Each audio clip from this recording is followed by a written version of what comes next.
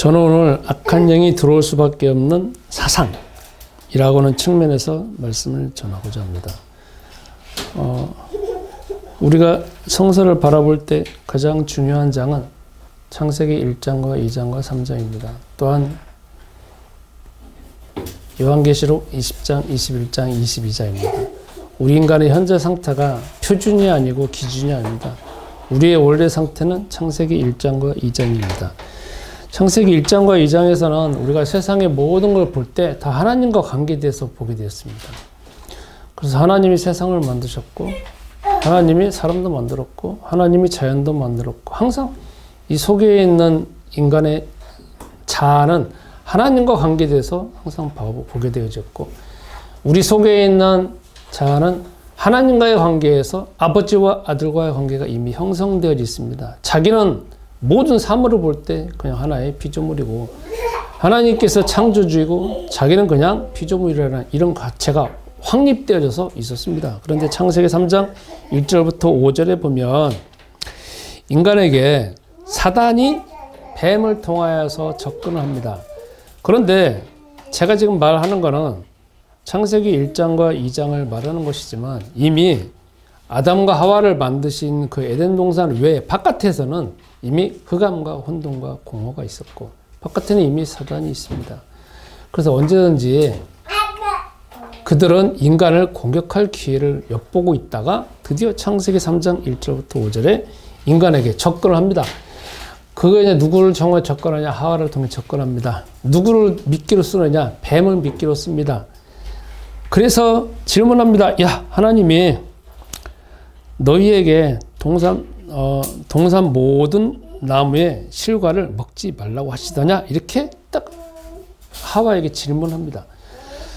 그러자 하와가 답변하는 게 뭐냐면 창세기 1장 27절, 28절, 창세기 2장 7절 말씀은 저거 먹으면 죽는다. 이렇게 자기 자아가 그 언약을 붙잡고 말을 해야 되는데 거기서 이제 자기 생각이 들어가는 겁니다. 동산 모든 나무의 열과는 먹어도 되는데 저거 먹으면 죽을까 하노라라고 하면서 이미 이제 자기 속에 있는 생각이 덧붙여져 갖고 변질돼 버립니다. 그래서 그 다음부터 이제 그거를 먹기 시작합니다. 우리는 최초의 인간이 타락하게 된 배경, 그리고 최초의 인간이 오늘 같은 상황으로 바뀌어지게 된 가장 시발점을 보게 되는 게 창세기 3장 1절부터 5절입니다. 그러니까 인간은 보여지고 있는 모든 사물을 통하여서 눈에 안 보여지는 영적인 질문을 계속 하고 있습니다. 인간은 영적인 존재입니다. 여러분, 영적인 존재라는 것은 무엇이냐면 내가 보여지는 것이든지 보여지지 않는 것인지 내 마음속에서 끊임없는 내 자아가 눈에 안 보여지는 대화를 하고 있다는 겁니다. 그런데 여기 지금 말하는 것처럼 사단은 눈에 보여지고 있는 어떤 형태를 통하여서 내 인간의 영적인 상태에서 계속 영적으로 질문하는 거 아니겠습니까? 제가 이번 주에 독일에 있는 어떤 선교사를 우리가 내한의 교회에서 파송한 선교사가 있지 않습니까? 그 선교사가 매일매일 접하고 있는 사람들이 대부분 다 환자들입니다. 그러니까 나이 드시는 환자도 있고 나이 적은 환자도 있습니다. 이번 주에 자기가 저한테 하는 말이 있습니다. 이번 주에 마약 환자를 봤대요. 마약 환자가 왔다는 거예요. 그러니까 왔다라고 하는 거는 이제 마약을 이제 먹었다가 아니라 쪄들어가지고 이제 도저히 이제 치료가 되지 않아서 이제 이제 물리치료를 하든지 해가지고 그런 상황이었는데 자기도 제일 처음에 마약이 이렇게 센 줄을 몰랐대요. 어떤 계기로 해가지고 마약을 먹게 되었대. 그 다음부터는 이 육체가 그냥 그걸 쫓아가더라는 거예요. 그 뭐냐면은 제일 처음에는 아무것도 아니죠. 그런데 우리가 그거를 깊이 추적해 본다라고 하면 이거잖아요. 마약을 딱 주면서 속에 이제 질문하잖아요. 이걸 놓고서나 뭔가가 질문이 딱 들어오잖아요. 인간 마음속에. 이거 먹어봐. 이거 먹으면 괜찮아. 너 문제 해결될 수 있어. 그 자체가 메신저로 쫙 들어오잖아요. 그러니까 인간은 지금도 마찬가지지만 모든 어떤 매개체를 통하여서 눈에 안 보여지는 뭔가가 질문이 들어옵니다. 질문이 들어오는 거에 대해서 우리 인간은 이 자아가 뭔가가 답변을 합니다. 그래서 이 상호작용을 해가지고 그 다음에 행동을 하게 되고 그 행동이 커져서 다른 사람에게 전염이 되어지고 다른 사람에게 전파가 되어지고 이게 커져서 문화가 되어지고 습관이 되어지고 또 그것이 가문의 전통이 되어져서 또 자녀에게 전달되고 해가지고 이렇게 쭉 흘러오게 된 겁니다. 그래서 우리가 창세기 3장 1절부터 5절에 보면 최초의 인간이 어떻게 사단이 뱀을 통하여서 들어오게 됐는가 그 원초적인 것이 제공되는 거지만 그게 이제 확산된 것이 창세기 4장에 가정이 파괴되어지고 창세기 5장 6장에 보면은 네피림 시대로 이어져갖고 전 세계가 완전 장악되어지고 창세기 11장에 보면 이제 각 지역, 각 단체 아니면 각 나라 해가지고 우두머리 아니면 거기에 있는 지도자들이 또 그렇게 장악되어지는 모습들을 보게 됩니다. 그래서 지금 구약 성경은 딱 둘 중에 하나입니다. 그 역사가 쭉 이어져 가지고 나와져 있는 게 뭐냐면 종교 아니면 우상입니다. 그래서 하나님께서는 그 인간의 상태를 알고 종교에 사로잡혀서 살아가고 우상에 사로잡혀서 살아가는 그 인간의 상태를 알아가지고 주 하나님께서는 답변을 주신 게 있습니다. 그 답이 뭐냐? 저 따라서 하겠습니다. 예수는 그리스도. 예수는 그리스도. 예수는 그리스도. 주 하나님께서는 우리 인간을 창조하신 분 아니겠습니까? 그래서 하나님께서 우리 인간 그 타락한 인간에게 주신 딱 하나의 답변이 있습니다. 정말 깔끔하고 정말 단순하고 가장 간단한 이름 좋습니다. 바로 그리스도라고는 이름입니다. 우리는 신학자들이 그것을 원시복음이라고 합니다. 그런데 원시복음 할 때 우리가 받는 느낌은 뭐냐면 뭔가 불완전하고 불공평하고 덜 떨어진 인간, 우리가 이제 상상하는 거죠. 덜 떨어진 인간한테 그냥 뭐 하나 줬나 보다 이런 식의 느낌이 받습니다. 별거 아닌 것 같은 느낌을 받게 된다는 겁니다. 그게 바로 우리가 세상의 사상과 흐름에 속는 겁니다. 왜냐면 주 하나님이 창세기 3장 15절에 그리스도라고는 그 이름을 줬다라고 하는 거는 네 자밖에 안 되는 거지만 가장 완벽하고 가장 완전하고 가장 이상적이고 가장 현실적이며 가장 사실적인 이름을 줬다라는 겁니다. 그래서 그 이름을 줬는데 아담에게 하와에게 그 이름을 줬는데 그 이후에 자손들이 그 언약을 완벽하게 붙잡고 있다라고 하면은 자기 문제가 해결될 뿐만 아니라 하나님의 자녀로서 살아가는데 그게 또 잊어버리니까 희석되어 버리니까 주 하나님께서는 계속 거기에 대한 후속적으로 계속 주신 게 있습니다. 그래서 구약 성경에 보면 창세기 3장부터 말라기 성경까지 보면 주 하나님이 수많은 다른 형태로 계속 주십니다. 언약을 주십니다. 그래서 우리가 출애굽기 3장 16절 18절에 보면 6월절 어린 양이라는 거 기억하시죠? 창세기 또한 21장 22장에 보면 이삭에게 바치기 위해서 이삭양이라는 게 등장합니다. 거기 보면 6월절 그 다음에 오순절 수많은 절기가 등장합니다. 성령 성막이 등장합니다. 그리고 제사장도 등장합니다. 그리고 대속죄도 등장하고 안식일도 지키고 6월절 지키고 6월뿐만 아니라 율법이나 수많은 하나님께서 규범도 줍니다. 그게 다 뭐냐? 그게 그것 때문에 준 게 아니라 언약을 그리스도라고 하는 그 언약을 완벽하게 누리지 못하니까 할 수 없이 또 계속해서 거기에 대한 어떤 모습을 갖고 주신 겁니다. 그러니까 우리는 제일 중요한 거, 그 모든 거를 더 완벽하게 포괄할 수 있는 게 뭐냐면 쭉 올라가면 창세기 3장 15절에 그리스도라고 하는 언약이라는 겁니다. 자, 그러면 우리가 그 그리스도라는 언약이 이제 4,000년이 흘러가 가지고 오늘 본문을 보겠습니다. 마가복음 7장에 보면 거기에 이런 말이 나옵니다. 예수님께서 갑자기 두로 지방으로 가셨습니다. 거기에 스로보닉의 족속인 한 여자가 등장하는데 자기 딸 귀신 들려버렸습니다. 그래가지고 자기 딸은 데려오지 않고 집에 딱 있다가 어떻게 소문을 듣고 예수님한테 왔습니다. 그 상황 보면 예수님 있잖아요. 몰려갔어요. 마치 저 첩자같이 몰래 어떤 한 집에 들어갔는데 아니 그 소문을 듣고 들어가지고 소문이 퍼져가지고 그 스로보니게 족속에 있는 그 여자의 귀에까지 들어가가지고 그 여자가 와가지고 쫓아왔습니다. 그래가지고 예수님 앞에 와가지고 내 딸을 고쳐달라고 합니다. 그런데 예수님이 거절합니다. 아, 자녀의 떡을 개한테 주는 거는 진짜 옳지 못하다. 딱 이렇게 말씀하십니다.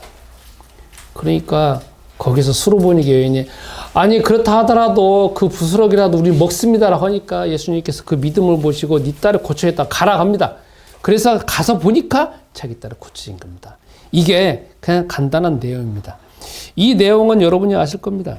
그러면 이 내용을 조금 더 자세하게 한번 한 단계 더 들어가 봅시다. 두로 지방은 어떤 지방이냐면 예수님께서 이스라엘 땅이 있지 않습니까? 바깥의 지역입니다. 이방인 지역입니다. 그리고 거기에서 항구 도시입니다. 그런데 그 항구 도시 가운데 스로보닉의 지역이 있습니다. 그리고 스로보닉의 지역에 있는 족속인 사람이 스로보닉에 오늘 등장하고 있는 여인입니다.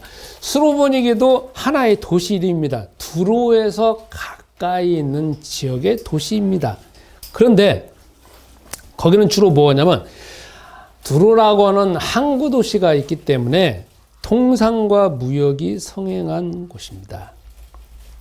오늘 또 예수님께서 예수님은 참 이상하십니다. 어느 지역에 가서는 막 드러내놓고 하시는데 오늘같이 두로 지방에 가셨을 때는 아무도 모르게 그리고 어떤 집에 그냥 푹 들어가 버렸습니다. 그러니까 예수님께서 하신 행동을 보면은 전혀 그 지역에서 자신이 그리스도이신 것을 절대 밝히지 않으시려고는 의도가 숨겨져 있습니다. 그리고 어느 집에 쏙 들어갔으니까 아무도 모르잖아요. 오직 알 수 있는 거는 지나가다가 누군가가 예수님이 저 집에 들어갔다라고 누구 한 명이 알았다든지 그런 소수의 사람이 알았을 수도 있고 아니면 어떤 집에 들어갔다라고 하면 그 집에 있는 사람만 아는 거 아니에요. 그런데 이게 몰래 예수님은 들어갔는데 그러니까 본 사람이나 초청한 사람, 초청도 않고 그냥 있는 사람은 정말 소수인데 그게 어떻게 소문 퍼져가지고 예수님이 어느 기간까지 있었는지는 모르겠지만 퍼져가지고 어떤 여자의 귀에까지 들려가 있는 거 아니겠습니까? 그게 바로 자기 자녀가 귀신 들려져 있는 사람입니다. 우리는 오늘 이 상황을 보면서 이제 좀 살펴볼 수 있는 게 있습니다. 스로보닉의 족속인 여자의 딸이 지금 귀신 들려 있습니다. 그러면 여러분 마가복음에는 1장부터 16장까지 맨 귀신 들린 얘기만 나옵니다. 여러분이 지금 마가복음 1장부터 7장까지 해가지고 계속 나오고 있지 않습니까? 그러니까 귀신 들린 거 조금 맨날 귀신 들렸다고 말을 하지 않습니까? 그런데 오늘은 왜 귀신 들릴 수밖에 없는 그 전조의 상황에 대해서 오늘 거기에 포커스를 맞춰서 제가 설명을 하고자 합니다. 자, 이 사람은 아이 자체가 지금 귀신 들려 있습니다. 그러면 어떤 사람이 귀신 들렸다라고 하는 건 눈에 드러나는 거잖아요. 그럼 이 눈에 드러나는 것이 갑자기 귀신 들릴 수도 있을 것이고 그렇지 않으면 전조 증상이 있을 수 있습니다. 우리가 우리나라에 보면 약 30만 명에서 40만 명의 무속인이 있잖아요. 그럼 그 무속인이 갑자기 무속인 되는 게 아니잖아요. 무속인이라고 하면 귀신과 사단의 제자잖아요. 그죠? 수제자. 그렇죠? 그리고 그분들이 만약에 어떤 집을 차지하겠다면 오늘 우리가 표현하면 교회잖아요. 그분들. 사단의 교회 아니겠습니까? 그러면 제자가 한순간에 나오는 거 아니잖아요. 제자는 계속적으로 훈련받아야 되잖아요. 그러니까 무속인도 이전에 딱 보면은 신병을 알았다고 하잖아요. 그럼 신병을 알았다는 거는 전조 증상이 있으면서 계속적으로 어렸을 때부터 딱 귀신의 입장에서 찍어놓고 자, 쟤는 제자로 삼아야 되겠다고 계속 그 과정을 밟아온 거 아니겠습니까? 그래서 결국 어느 순간에 이제 본격적으로 너는 내 제자다 해서 딱 잡아가지고 결국은 뭐냐면 신되는 구슬을 하잖아요. 그러니까 여기에서 보면 이 사람이 스로보닉의 족속에 있는 이 여인이 딸이 귀신 들렸다라고 하면은 전조 증상이 있었다는 거지. 아니면 어떤 특정한 지역 가서 갑자기 귀신 들려 있었다는 거지. 그러나 스로보닉의 족속이다. 두로 지방에 산다라고 하면 그 전체적인 풍속이나 문화 자체가 귀신 들릴 수밖에 없는 환경이고 그 여인의 딸은 어떤 타이밍이 되어져서 드러나져 있는 게 귀신 들림으로 드러난다는 겁니다. 그러면 그 딸이 귀신 들릴 수밖에 없는 상황이 뭘까요? 스로보닉의 지역과 두로 지역은 이스라엘 지역하고 다른 게 있습니다. 그게 뭐냐면 다신교를 섬깁니다. 쉽게 표현하면 이 신도 오케이, 저 신도 오케이, 저 신도 오케이, 저 신도 오케이, 다 오케이 합니다. 그걸 다 받아들여요. 왜냐하면 그들 입장에서는 저기도 이것도 신이고 저것도 신이고 많이 받아서 해야만이 자기 자신이나 자기 가족이나 자기 배우자나 다 자기를 지킬 수 있다고 그 밑바탕에서 가지고 있는 것이 있습니다. 인간은 하나의 기준을 가지고 있는 게 아니잖아요. 그러니까 다 받아들이게 되어져 있습니다. 그리고 눈에 보여지고 있는 모든 자연도 다 숭배하고 있습니다. 지금 말하는 스로보닉의 지역과 두로 지방에 있는 사람들의 전체적인 풍속과 문화를 제가 지금 말하고 있는 겁니다. 그래서 하늘도 태양도 섬기고 뭐 달도 섬기고 자연에 있는 것도 섬기고 그 다음에 짐승도 섬기고 뭐 다 그럴 수밖에 없습니다. 그리고 또 뭐냐면 그때 당시에는 그리스라고 하는 지역이 아니라 그때 당시에 전체적인 지역을 장악하고 있었던 그리스 문화와 헬라 문화의 영향을 해가지고 쭉 내려와져 있었습니다. 그래서 혼합적인 종교를 가지고 있는 겁니다. 그러니까 이 딱 타이밍이 그냥 딱 타이밍이 되어지니까 전체적으로 타이밍이 되어진 중에서 오늘 주인공이 등장하잖아요. 그게 누구냐? 에베소서 2장 1절. 이 세상 풍조를 따르고 공중의 권세 잡은 자가 드디어 딱 타이밍을 잡아서 베드로전서 5장 8절처럼 너희 대적 마귀가 오는 사자같이 해서 그 대적이 딱 타이밍을 잡아서 그 스로보닉의 여인의 딸을 그냥 딱 드러나게 해버리잖아요. 그래서 결국은 귀신 들리게 된 겁니다. 그러면 이걸 한번 다각적으로 한번 설명해 보겠습니다. 여러분, 그 딸이 귀신 들렸어요. 그럼 엄마 입장에서 보겠습니다. 엄마가 1인칭이라는 시점에서 볼 때는 엄마는 아이가 임신해가지고 자녀가 딱 태어났어요. 그래서 먹을 거, 입을 거 잘 주고 엄마는 그 다음에 뭐 이 신도 섬기고 저 신도 섬기고 다 복을 빌려고 하거든 빌지 않겠습니까? 부모님의 입장에서는 우리 딸이 잘 크기를 원하잖아요. 그래서 학교도 교육도 잘 받게 하고 그 다음에 여기도 자랑하고 저기도 자랑하고 이 신도 가고 섬기고 저 신도 섬기고 다 그렇잖아요. 그렇게 섬길 수밖에 없는 이유가 뭐냐면 그 부모님이 그렇게 해왔고 그 부모님은 또 그 대대로 그렇게 해왔으니까. 그래서 자녀가 잘 되기를 했는데 그렇게 했습니다. 그런데 결국은 자녀는 귀신 들리잖아요. 어느 타이밍에.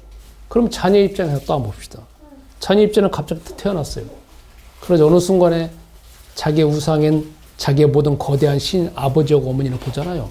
아버지가 하는 거 그대로 보고 자랐고 어머니가 하는 거 그대로 자랐고 여기다 섬기고 저기다 섬기고 그렇게 하니까 다 섬기게 되어지는 거고 그렇게 하는 거 아닙니까? 그러다가 보니까 섬긴다라고 하는 거는 생각으로 섬기는 거지만 생각으로 인하여서 그 영을 다 지금 받아들이는 거잖아요. 받아들이다가 어느 순간에 어떤 영이 딱 돌았는데 이게 그냥 자기 속에서 자기 생각과 자기 의지로 제어가 안 돼갖고 막 튀어나오는 거잖아. 자기 의지는 있는데 자기 속에 어떤 영이 들어왔는데 그 영이 생각과 행동을 장악해가지고 완전히 이제 행동하도록 만드는 게 귀신 들림으로 드러나는 거 아니겠습니까? 그러면 이걸 또 귀신 들림을 마귀 시각으로 한번 봅시다. 1인칭 시점에서. 마귀는 어느 순간에 쭉 돌아다닙니다. 그죠? 공중에 권세 잡으니까 세상에 문화를 주고 그 다음에 풍토를 주고 그 다음에 사상을 주고 쭉 흘러갔습니다. 그러다가 마귀는 항상 하는 게 있잖아요. 그게 뭐냐면 어떤 사람에게 나갑니다. 어떤 지역에 나갑니다.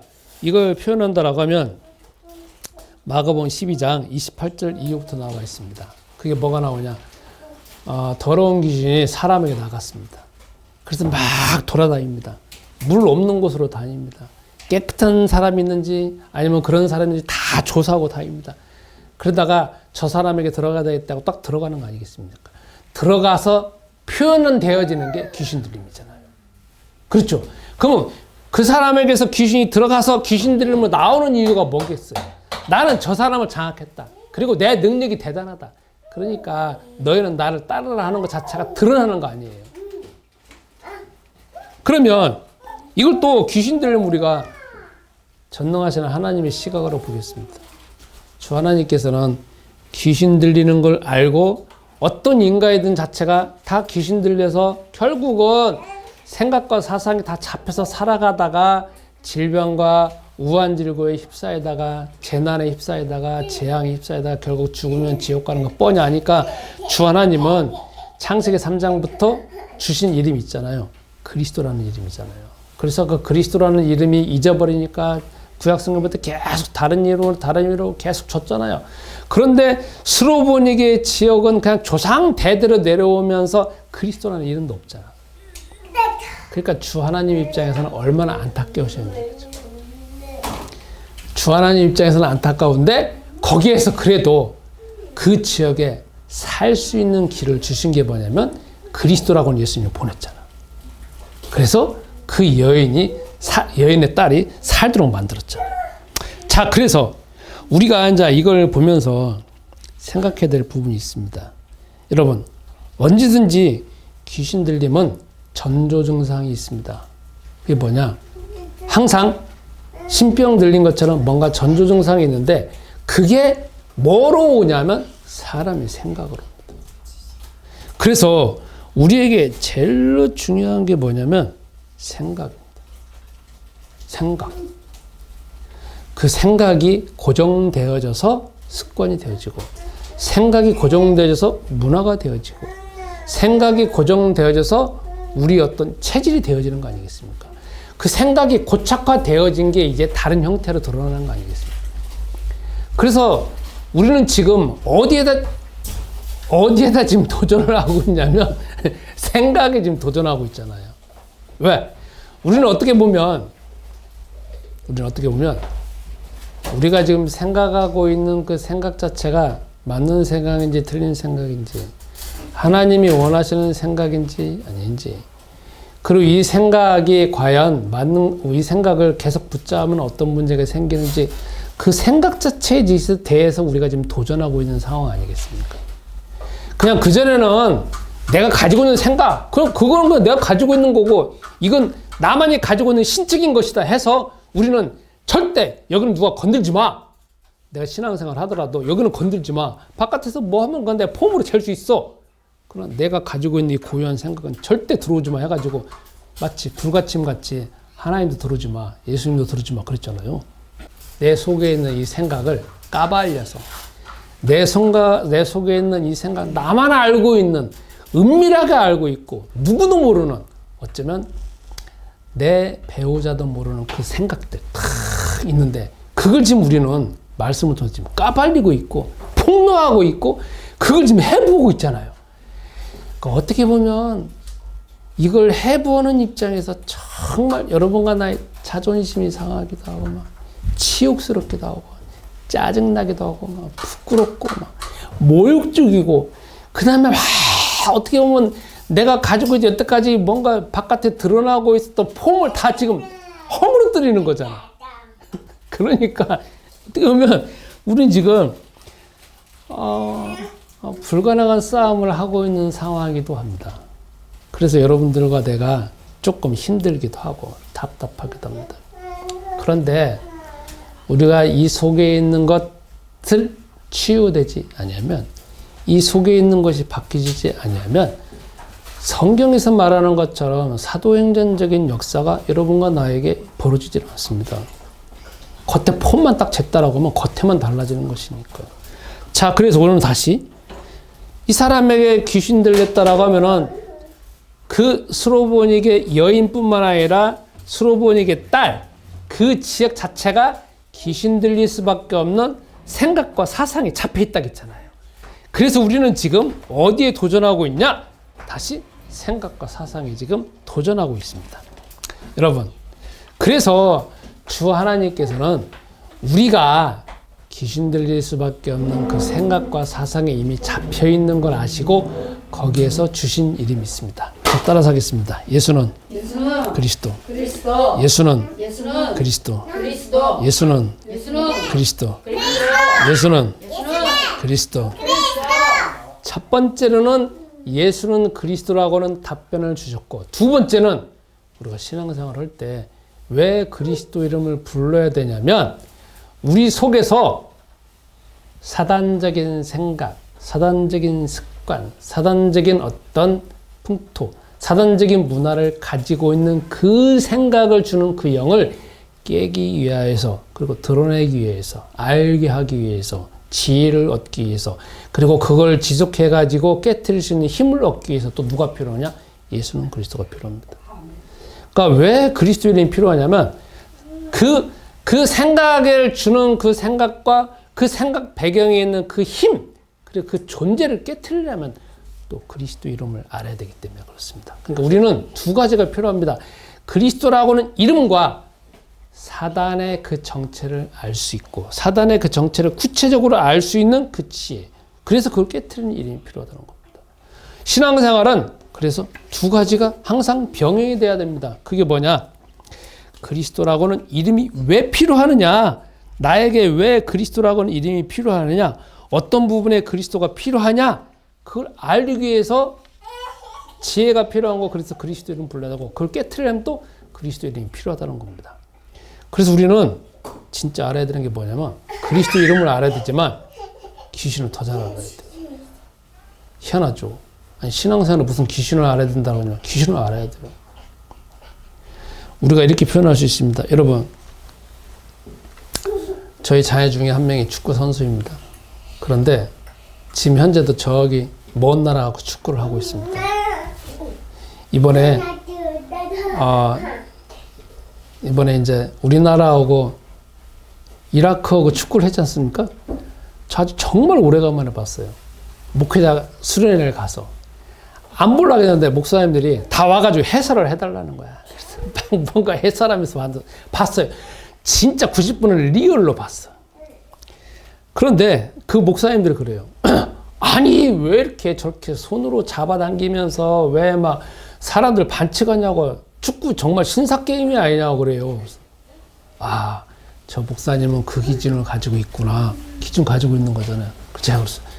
목사님, 축구는요, 죽느냐 사느냐예요. 저 새끼 안 죽이면 내가 죽어요. 그러니까 아니, 축구가 그렇게 야비한 게임이냐고. 아니, 목사님 축구 해봤어요? 안 해봤어요? 그러니까 안 해봤대. 축구는요, 심판이 보지 않는 한, 심판이 보더라도 저 새끼 밟아 죽이는 거예요. 그리고 내가 그랬어.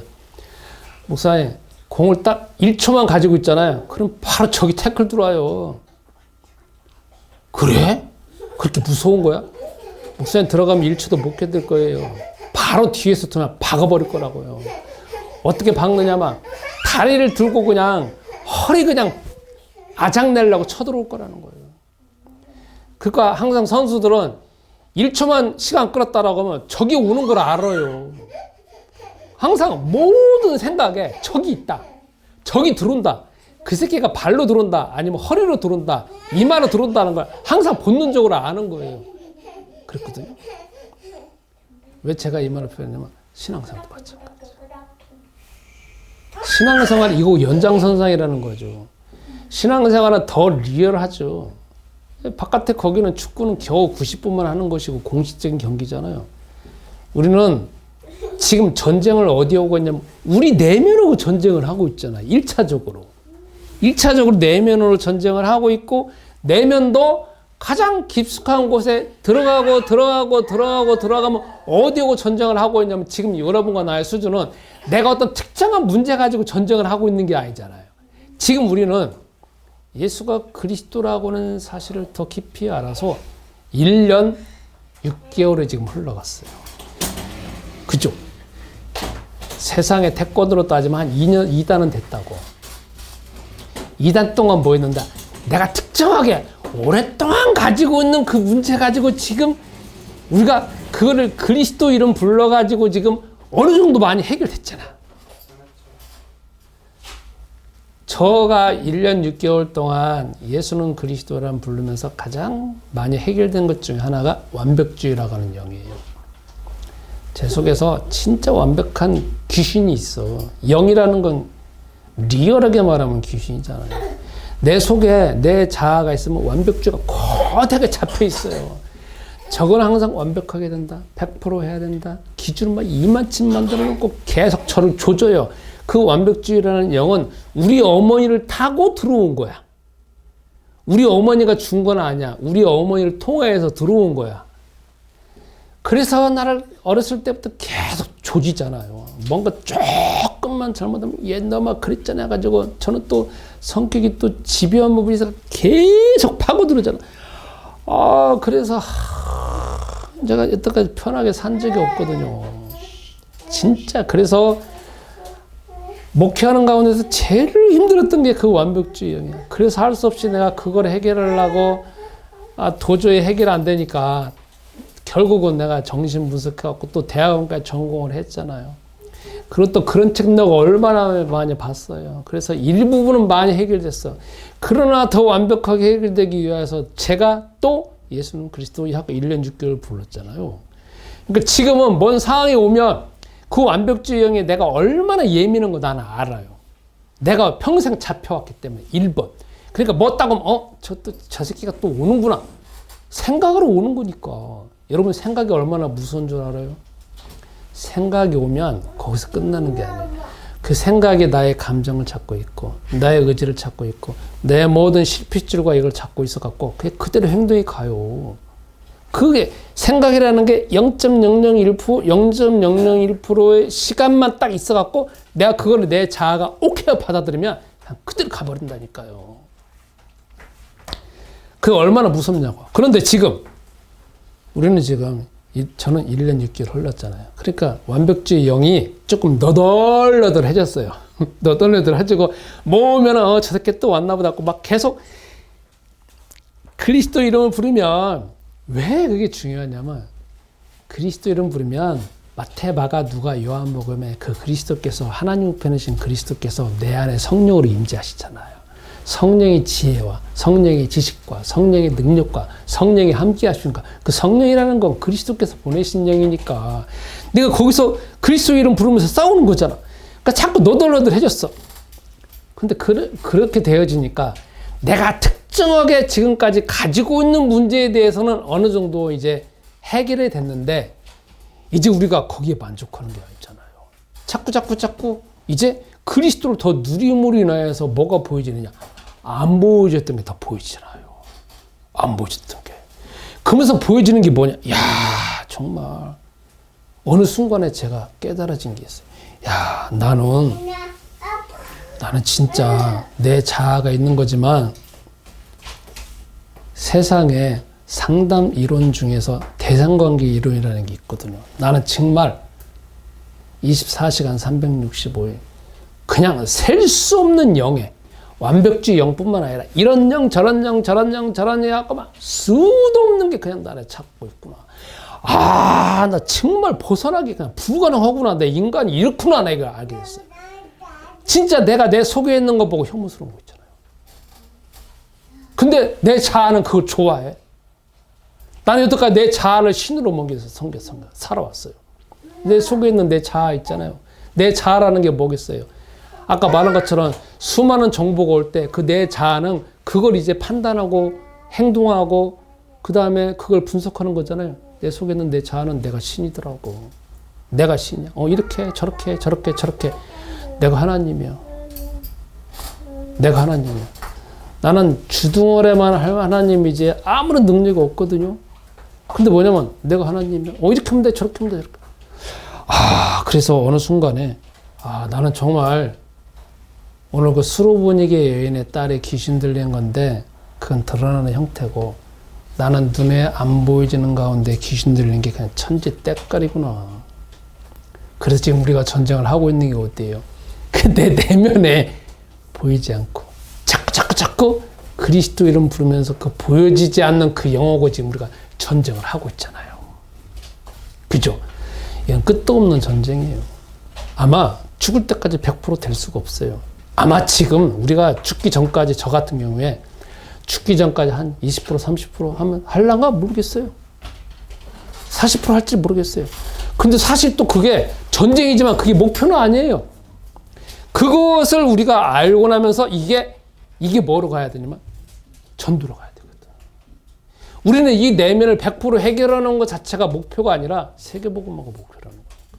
내가 이 상태를 알고 그리스도 이름 부르면서 어떻게 하면 이 그리스도 이름 부르는 것을 누려서 다른 제자를 삼을 것이냐, 그거거든요. 자, 그러면 다시 쪽으로 돌아와서 여러분, 그러면 우리 대한민국 사람들이 과연 우리도 모르는 가운데에서 조상 대대로 가지고 있었던 귀신적인 문화, 귀신적인 습관, 귀신적인 사상 중에서 우리가 그냥 간단하게 한번 살펴볼 수 있는 게 있겠습니다. 여러분 혹시 빨간 글씨로 이름 씁니까? 안 씁니까? 예전에 우리 부모님 빨간 글씨로 이름 썼다. 막 뭐라고 합니다. 왜 거기다 쓰냐고 막. 우리 아버지, 어머니, 우리 아버지 장로님, 우리 어머니 권사님인데 나이가 한참 들어서도 왜 그거 쓰냐고 말할 때 있잖아요. 소름 돋듯이 막 온갖 뭔가 그냥 말만 하는 게 아니라 소름 돋듯이 많은 게 들었어요. 여러분, 사자 우리가 빨간 글씨로 쓰면 저주가 오나요? 근데 우리는 벗어났지만 다른 사람 저주 올 거야. 우리 사자 좋아해요, 안 좋아해요? 좋아요. 우리는 F자로 쓰잖아. 이 엘리베이터 타면은 F로 이제 사자 안 나오잖아요. 사자 안 나와. 그럼 우리는 사자 써요, 안 써요? 잘 써요. 우리는 벗어나져 있지만 서양 사람들 사자 쓰면 재앙 와. 그죠? 우리나라 사람들 선물 포장할 때 붉은색 선물 포장해야 안 해요? 해요. 우리나라는 안 해. 우리나라 사람은 붉은색 하면 분명 재앙 올 거라고. 근데 우리는 안 해. 거기에 자유스럽죠. 그죠? 네. 별거 아니잖아요. 그죠? 네. 우리는 밤에 손톱 깎아요, 안 깎아요? 옛날 사람들이 그런 말 했어요. 우리 부모님이 하는 말, 밤에 손톱 깎으면 쥐가 먹고 괴물로 변한대. 식사하고 누우면요, 소가 된대요. 소가 된대. 제가 찾아봤어요. 여러분, 시험 전에 미역국 줘요, 안 줘요? 시험 전에, 그리고 시험 전에 역 같은 거 저기다 붙여요, 안 붙여요? 교도소에 갔다 오면 이렇게 갖고 두부 줘요, 안 줘요? 먹잖아요, 그죠? 그게 다 보면 서양 사람들 그거 해야 돼. 왜? 저주 재앙에서 벗어나지 않으니까. 근데 우리는 그게 벗어나져 있어요. 그런데 우리가 예수는 그리스도를 부르는데 아직도 그거 하면 꺼림직하다라는 건 뭐겠습니까? 아직도 우리는 그 영이라는 건 뭐냐면 그 생각에. 그 생각이라는 거 뭐냐면 그 생각의 덩어리에 있는 그 영적인 존재에 우리가 잡혀 있다는 거예요. 또 이런 말이 있어요. 베개를 깔고 앉으면 결혼이 늦어진다. 들어봤어요, 안 들어봤어요? 그죠? 저희 아버지 어머니도 그런 말 했어요. 베개 깔고 앉으면, 야, 그거 왜 깔고 앉냐? 그래서 내가, 아니, 이거 편하고 좋은데. 그런데 제가 뒤져보니까 그런 게 나오더라고. 밥 먹기 전에 빨래 하면 있잖아요. 그 집에 복이 달아난대. 병이 생긴대. 들어봤어요, 안 들어봤어요? 얼마나 많냐고. 그러면 이런 것들이 우리가 우리 주변에서 쉽게 볼 수 있는 건데 지금도 그게 우리는 벗어났지만 수많은 사람들이 지금도 가지고 있다는 겁니다. 그러면 이걸 한번 제가 오늘은 설교가 여기 갔다 저기 갔다 하는 느낌입니다. 그러면 신약 성경에서 예수님이 살고 있었던 이스라엘 땅하고 바깥에 두로 지방하고 스로보니게 지역, 시돈 지역 바깥에 있는 사람들하고 사고방식, 특히 귀신에 대한 사고방식이 어떻게 다른지 한번 보겠습니다. 성경에서는 귀신을 있잖아요. 항상 뭐가 있냐면 악한 영적 존재라고 말합니다. 그런데 이방 지역에서는 귀신은 뭐냐면 죽은 사람의 영혼이니까 그냥 좋게 대하는 겁니다. 이게 달라요, 완전히. 이스라엘 나라에서만 그거는 악한 존재라고 말하지 바깥에서는 악한 존재라고 말하지 않더라고요. 웃기죠? 두 번째, 귀신은 있잖아요. 신약성경에서는 항상 뭐로 나오냐면 대적해야 돼. 항상 적이야. 24시간 365는 적이야. 그런데 주변에 있는 나라들은 귀신을 뭐라고 말하냐면 그냥 숭배의 대상이야. 달래고 좋아하고 그러나 싫지는 않고 많이 왔으면 왔다라고 또 좋기도 하고 그런 존재야. 다르죠. 또 이런 게 있습니다. 신약에서는 귀신을 어떻게 쫓아내냐면 예수는 그리스도 이름밖에 쫓아낼 수 없습니다. 그래서 항상 그 귀신을 쫓아내는 존재입니다. 그런데 주변에 있는 나라들은 다 뭐냐면 주술이나 의식을 통하여서 그들을 그냥 대우해 줍니다. 이게 완전히 달라요. 그 나라하고 바깥의 나라하고 왜 이렇게 다른지 모르겠어요.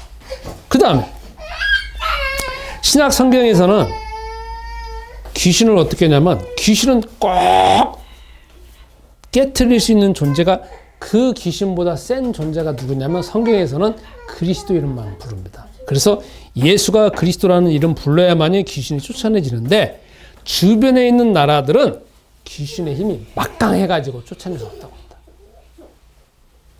그래서 어떻게 하냐면 자꾸 달래지면서 해줘야 됩니다. 자, 마지막으로 한국 보겠습니다. 한국은 지금 교회 우리가 신앙생활을 하는 사람들만 귀신에 대해서 영적인 존재이고 항상 우리에게 대적하는 존재이고 싸워야 되는 존재라고 우리도 그렇게 알고 있고 그렇게 하고 있습니다. 그런데 우리 바깥에 있는 우리나라는 대대로 내려오는 게 무속신앙, 그 다음에 불교, 그 위에 불교, 그 다음에 이교, 그 다음에 기독교가 있습니다. 우리 현재 살고 있는 우리나라 사람들의 모든 의식도 가장 밑바탕에는 무속적인 게 들어있고 그 위에 불교가 있고 그 다음에 유교가 있고 기독교는 여기만 머물러 있습니다. 그러니까 우리가 지금 이 안에까지 안 들어가져 있다는 겁니다. 어쩌면 얼마나 많은 시간이 흘러가야 될지는 모르겠습니다. 그런데 우리 밑바탕에 있는 무속과 불교와 유교로 인해 가지고 귀신을 어떻게 알고 있느냐? 다 보면은 우리나라는 아까 말한 세 가지가 짬뽕이 되어져 가지고 지금 어떻게 알고 있냐면 제사나 구슬을 통하여서 조상의 신이 귀신이 됐기 때문에 잘 달래주고 잘 돌보아주고 그걸 해서 그냥 좋은 대로 가도록 만드는 것으로 지금 우리는 귀신을 그렇게 알고 있습니다. 그러니까 귀신이 있다라는 것에 대해서 좋아하지도 않고 싫어하지도 않고 그 다음에 받아들이지도 않고 받아들이고 하고 이런 상황입니다. 애매한 상황이라는 거죠. 그런데 그게 바로 우리나라의 독특한 귀신이 가지고 있는 문화입니다. 그럼 결론을 맺겠습니다. 결론은 뭐냐? 제가 오늘은 귀신 들린 사람을 말하는 게 아니라 귀신이 들릴 수밖에 없는 문화, 귀신이 들릴 수밖에 없는 전조 증상을 말하고 있잖아요. 그러면 우리나라 주변에 있는 사람들 그리고 여러분과 나도 마찬가지로 수많은 귀신의 사상과 습관에 지금 이 속에서 다 잡혀져 있다는 거예요. 우리는 그리스도 이름을 불러야 됩니다. 저 따라서 하겠습니다. 예수는 그리스도. 예수는 그리스도. 예수는 그리스도. 예수는 그리스도. 한 번만 더. 예수는 그리스도. 왜 예수는 그리스도 이름 불러야 되냐면 그리스도라고는 이름은 하나님이 주신 이름이에요. 인간이 아까 말한 것처럼 모든 문제에 휩싸일 걸 아시고 그걸 해결할 수 있는 주신 이름 주심이 그리스도라는 이름이에요. 그리스도라는 이름은 보이지 않는 하나님이 이 땅에 오셔서 주신 유일한 이름이에요. 그리스도라고는 이름은 하나님이 임재하시는 이름이라니까. 예수님의 제자들이 3년 반 동안 예수님을 따라다니면서 계속 본 게 그거잖아요. 24시간 365일 예수님 뒤만 따라다니니까 그리스도 뒤만 따라다니니까 숨쉬거나 뭐하거나 그리스도 뒤만 따라다니니까 모든 문제가 해결되잖아요. 거기 하나님의 능력이 나타나잖아요. 하나님 만나잖아요. 하나님의 지혜가 드러나잖아. 하나님의 지식이 드러나잖아. 먼 상황이 생겨서 사람 깊이 있는 생각까지도 하잖아.